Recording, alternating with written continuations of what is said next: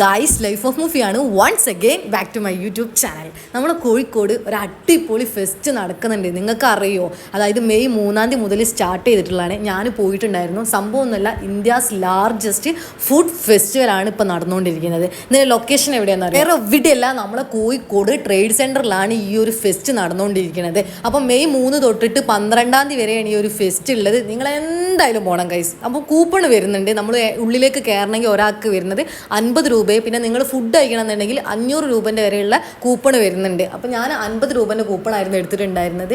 അപ്പോൾ നിങ്ങൾക്ക് ഇപ്പോൾ നിങ്ങൾ ഫുഡ് കഴിച്ചിട്ടില്ലെങ്കിൽ നിങ്ങൾക്ക് ആ കൂപ്പൺ തിരിച്ചു കൊടുത്തു കഴിഞ്ഞാൽ റീഫണ്ട് ഓപ്ഷനും ഉണ്ട് കേട്ടോ. അപ്പോൾ നമുക്ക് 500 രൂപേൻ്റെ ഉള്ളിലായിട്ടുള്ള എന്ത് ഫുഡും കഴിക്കാം. ഇപ്പോൾ നമ്മൾ 500 രൂപേൻ്റെ കൂപ്പൺ എടുത്തിട്ട് ബാക്കി നമ്മൾ ഫുഡ് കഴിച്ചിട്ട് ബാക്കി പൈസ വരുന്നുണ്ടെങ്കിൽ കൂപ്പൺ തിരിച്ചു കൊടുത്തു കഴിഞ്ഞാൽ അതും കിട്ടും. അപ്പോൾ ഞാൻ പോയിട്ട് ഓരോ സെക്ഷനിൽ നോക്കിയിട്ടുണ്ടായിരുന്നു. നമുക്ക് ഇന്ത്യയിലെ വ്യത്യസ്തമായിട്ടുള്ള സ്ഥലങ്ങളിലുള്ള ഫുഡ് നമുക്ക് എക്സ്പ്ലോർ ചെയ്യാൻ പറ്റുന്ന ഒരു അടിപൊളി ഒരു ഫെസ്റ്റാണിത്. ഇങ്ങനെ കിട്ടുന്ന ഒരു അവസരം നിങ്ങൾ എന്തായാലും ഉപയോഗിക്കണം. കാരണം നമ്മളെ കോഴിക്കോട് ഇങ്ങനെ ഒരു അടിപൊളി ഫെസ്റ്റ് നടക്കുമ്പം എന്തായാലും ഇങ്ങനെയൊക്കെ ഉള്ള ഒരു വെറൈറ്റി ഫെസ്റ്റ് ആകുമ്പോൾ നമുക്ക് ഫുഡ് ഫെസ്റ്റ് പല സ്ഥലങ്ങളിലുള്ള ഫുഡ് ഫെസ്റ്റ് നമ്മൾ കണ്ടിട്ടുണ്ടെങ്കിൽ പോലും ഇത് ഇന്ത്യാസ് ലാർജസ്റ്റ് ഫുഡ് ഫെസ്റ്റിവൽ എന്നാണ് ഇവർ ഇതിനെ അവകാശപ്പെടുന്നത്. അപ്പോൾ ഞാൻ ആ ഒരു ടിക്കറ്റിൽ കൂപ്പണിൽ കണ്ട സമയത്ത് ഞാൻ നോക്കി ഉള്ളിലേക്ക് കയറിയപ്പോഴാണ് മനസ്സിലാവുന്നത് പല സ്ഥലങ്ങളിലുള്ള ഫുഡ് വരുന്നുണ്ട്. ലക്നൗ മുതൽ ലക്ഷദ്വീപ് വരെയുള്ള ഫുഡുകളൊക്കെ ഇവിടെ നമുക്ക് വന്നു കഴിഞ്ഞാൽ ടേസ്റ്റ് ചെയ്യാൻ വേണ്ടി പറ്റും കേട്ടോ. പിന്നെ ഞാൻ പറയുന്നത് വെച്ച് കഴിഞ്ഞാൽ ഫുഡിന് നല്ല റേറ്റ് വരുന്നുണ്ട്. അപ്പോൾ നിങ്ങൾക്ക് പിന്നെ ക്വാണ്ടിറ്റിയും വളരെ കുറവാണ്. പക്ഷേ ഈ ഒരു ഫെസ്റ്റിനോട് ഇവർ ഉദ്ദേശിക്കുന്നത് നമുക്ക് ടേസ്റ്റ് ചെയ്യാൻ വേണ്ടിയിട്ടുള്ള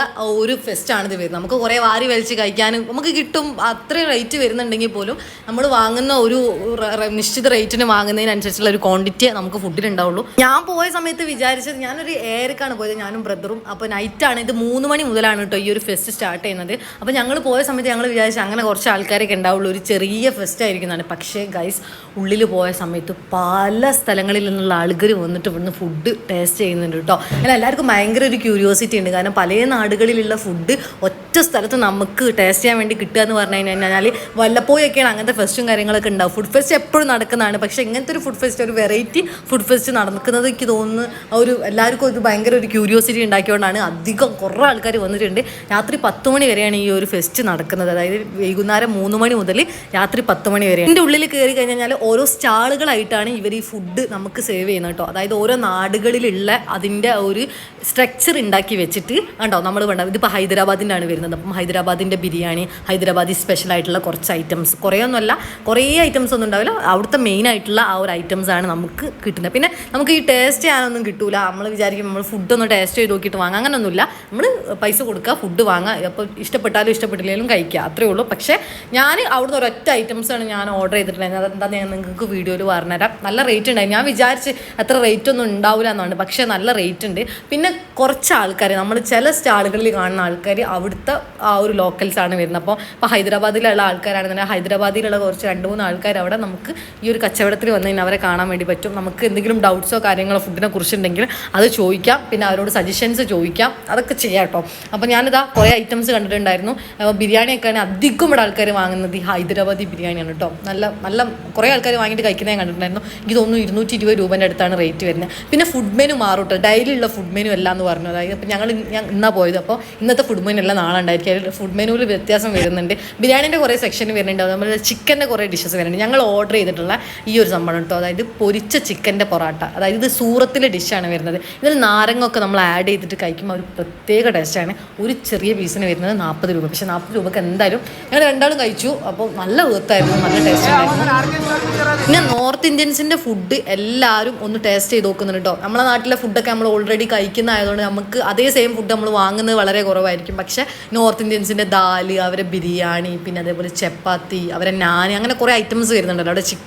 ചിക്കൻ ടിക്ക അങ്ങനത്തെ ഐറ്റംസൊക്കെ, അതൊക്കെ ഒരുപാട് ആൾക്കാർ ഇത് വന്നിട്ട് ഫുഡ് കഴിച്ച് പോകുന്നുണ്ട്. അപ്പം നല്ല റേറ്റ് വരുന്നുണ്ട് കേട്ടോ. എല്ലാം മിനിമം വരുന്നത് 50 രൂപക്കൊന്നും നിങ്ങളൊന്നും നോക്കണം. 50 രൂപക്ക് ഉണ്ടെങ്കിൽ കുറച്ച് വളരെ കുറവാണ്. ചില സ്റ്റാളുകളിൽ മാത്രമേ 50 രൂപക്കൊക്കെ കൂപ്പൺ വരുന്നുള്ളൂ. അപ്പോൾ നിങ്ങൾ പോകുന്നുണ്ടെങ്കിൽ ഫാമിലി ആയിട്ടൊക്കെ പോകുന്നുണ്ടെങ്കിൽ ഒരു 500 രൂപയ്ക്കുള്ള കൂപ്പൺ എടുക്കുക. എന്നിട്ട് മാക്സിമം എന്താ ചെയ്യുക വെച്ച് കഴിഞ്ഞാൽ ഓരോ ഐറ്റംസ്, ഇത് കുറേ കഴിക്കേണ്ട ഒരു ഫുഡ് ഫെസ്റ്റ് അല്ല, ഓരോ ഐറ്റംസ് നിങ്ങൾ എന്ത് ചെയ്യുക വാങ്ങിയിട്ട് അത് ടേസ്റ്റ് ചെയ്ത് നോക്കുക. അത് കഴിഞ്ഞതിന് ശേഷം ഞങ്ങൾ ഉള്ളിലേക്ക് കയറിയപ്പോൾ നല്ല അടിപൊളി സോങ്സ് ഒക്കെ ഉണ്ടായിരുന്നു. സോങ്ങൊക്കെ കുറേ നേരം ഹിന്ദി സോങ്സ് ആയിരുന്നു കുറേ നേരം അതൊക്കെ കേട്ടിരിക്കുന്ന കുറച്ച് ആൾക്കാരുണ്ട്. ഞങ്ങൾ കുറച്ച് നേരമൊക്കെ അവിടെ ഇരുന്നു കേട്ടോ. എന്നിട്ട് കുറച്ച് നേരം സോങ്സ് ഒക്കെ കേട്ടു. നല്ല കുറേ ആൾക്കാർ മാറി പാടുന്നുണ്ട്.